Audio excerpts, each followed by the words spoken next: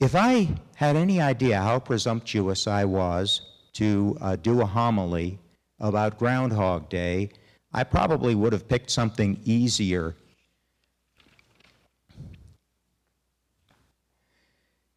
Since it was first released in 1993, Groundhog Day has been picked apart by Christians, Jews, Buddhists, followers of Nietzsche, Camus, and the Kabbalah, students of the myth of Sisyphus, that's the Greek gentleman who had to push a boulder uphill over and over and over again, and people who are in recovery, and practitioners of yoga. That's just according to a Globe op-ed piece published last March after the director and co-creator of Groundhog Day, Harold Ramis, died. A couple of weeks ago, I was watching MSNBC. They had a discussion of Ferguson and racism, and a young African-American man said that the African-American experience of racism in this country is like, guess what? Groundhog Day. Lots of people see a deeper meaning in this movie. I don't know how much deeper meaning I can supply you with in a few minutes, but I'm going to try to give you a few simple takeaways. I told Linda that I was going to tell you how to write fiction, and I was going to tell you why people go to church, and, oh yeah, I was going to tell you a few things about Groundhog Day. So basically, writing fiction, there's a theory that all fiction is really written in 3 acts. You can take any story, any story, good, bad, or indifferent, break it down into 3 acts. Act 1 is what normal life is like for those characters. Groundhog Day is about a weatherman named Phil Connors. He works in Pittsburgh on a TV station. He hates his job because it isn't good enough for him. He wants to be in the big time, making big money. And he can't seem to do that, partly because he's a really selfish, egotistical, really bad, no good, horrible kind of person. Fortunately, he's played by Bill Murray, who can make those people funny and actually kind of likable. Phil has a producer named Rita, played by Andy McDowell in the movie. Rita is a really sweet, charming, optimistic, cheerful, really wonderful young woman. She reminds me of some of the women in this church, maybe one in particular, possibly, I don't know. Anyway, Phil hates her because she's cheerful, optimistic, charming, all the things Phil is not. They have to go to Punxsutawney, Pennsylvania to cover Groundhog Day. Phil hates that because it's beneath him and he's done it every year for 5 years. They go there, they cover Groundhog Day. A blizzard comes up that Phil missed on his weather report the night before, and they have to go back to Punxsutawney and stay an extra night until the blizzard lightens up. And Phil wakes up the next morning, but it's not the next morning. It's the morning of Groundhog Day. And he relives Groundhog Day over and over. Now, I said Act 1 is normal life for these characters. Act 2, something really incredible happens to them, and they're knocked off balance. And in Act 2, they spend their time trying to recreate Act 1 and get back to whatever normal life was like for them. Phil tries to roll with the fact that he's repeating Groundhog Day over and over. He tries to control it. He tries to stop it. Nothing works for him. He's stuck repeating Groundhog Day over and over. The only person he can talk to about his situation is Rita. and he tries to become a friend to Rita, and he tries a lot of things that don't work. And finally, he learns how to be the kind of person that Rita would like. Rita actually spends a night with him in his room, and this is for church, of course, but even so, they spend that night with Phil reading her poetry. He reads poetry to her all night, and at the end of the night, just before the clock switches back to the time when Groundhog Day is going to repeat itself, he tells her he loves her. And then Groundhog Day starts again. And that's Act 3. Act 3 in fiction is when the characters who have been trying to recreate the normalcy they had in Act 1 realize that they themselves have to change and create a new normalcy. One example of that, there's this homeless man. Phil has been walking by this homeless man, at least in the early repetitions, walks past him every morning and ignores him. The man's standing there. Phil gives him one of these. I don't see you, therefore you're not there. The morning after he spends that night with Rita, he looks the man in the eye. He gives him money.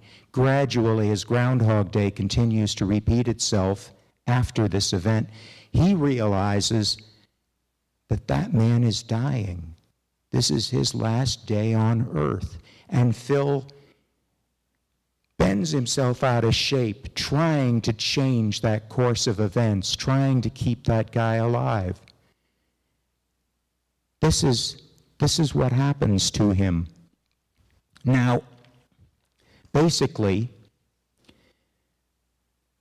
Phil's change, some people compare that to what Jesus said was the second greatest commandment.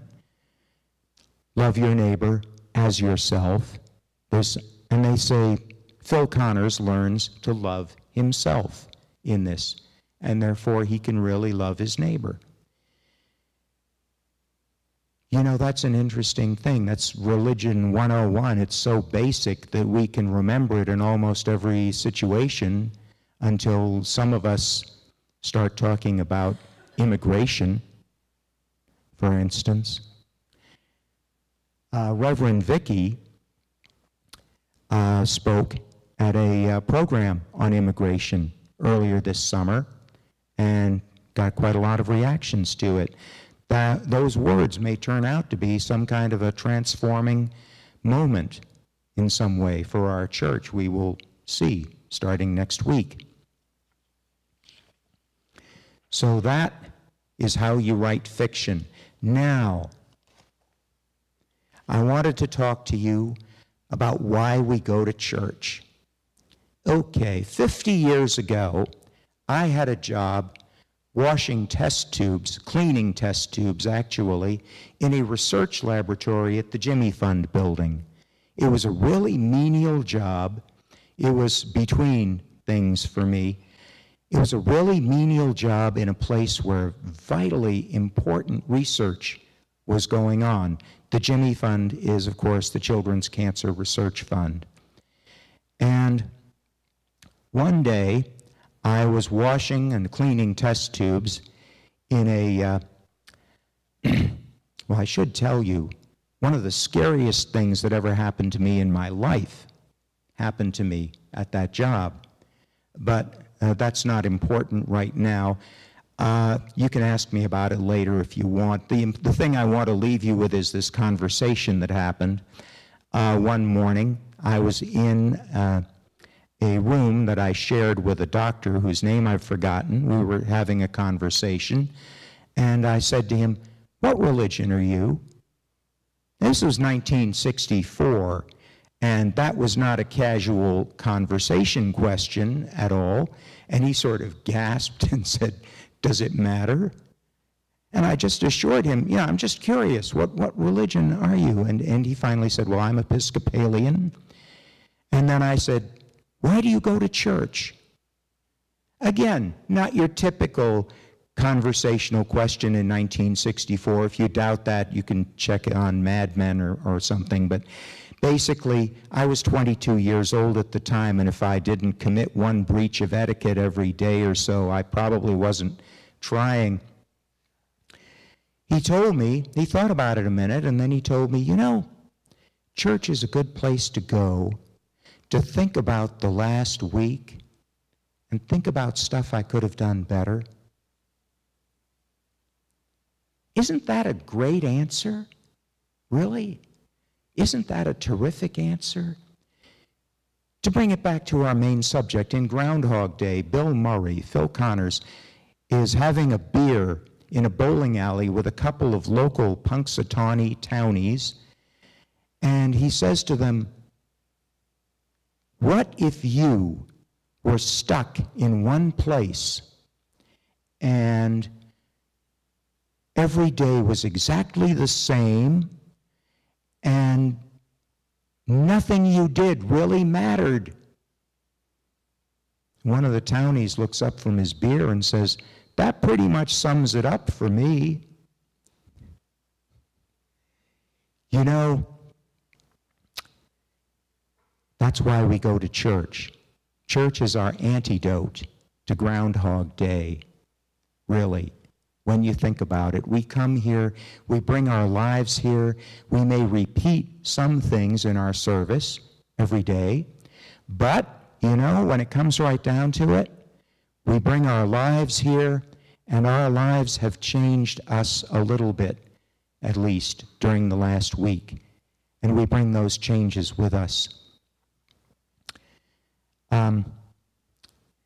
Henry Fielding said in Tom Jones, he posed a somewhat rhetorical question, does wine dull the senses?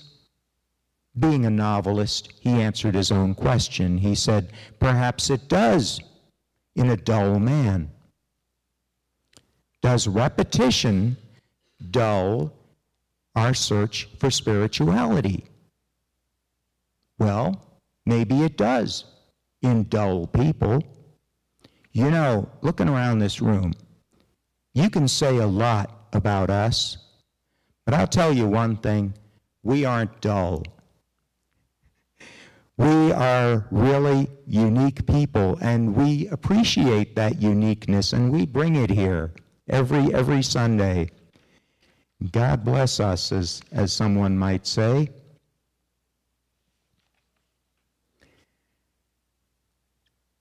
One takeaway, finally, from all of this is that Phil Connors did not learn his ultimate lesson from a big, exciting day, the most successful day of his life, the worst day of his life, the scariest day of his life.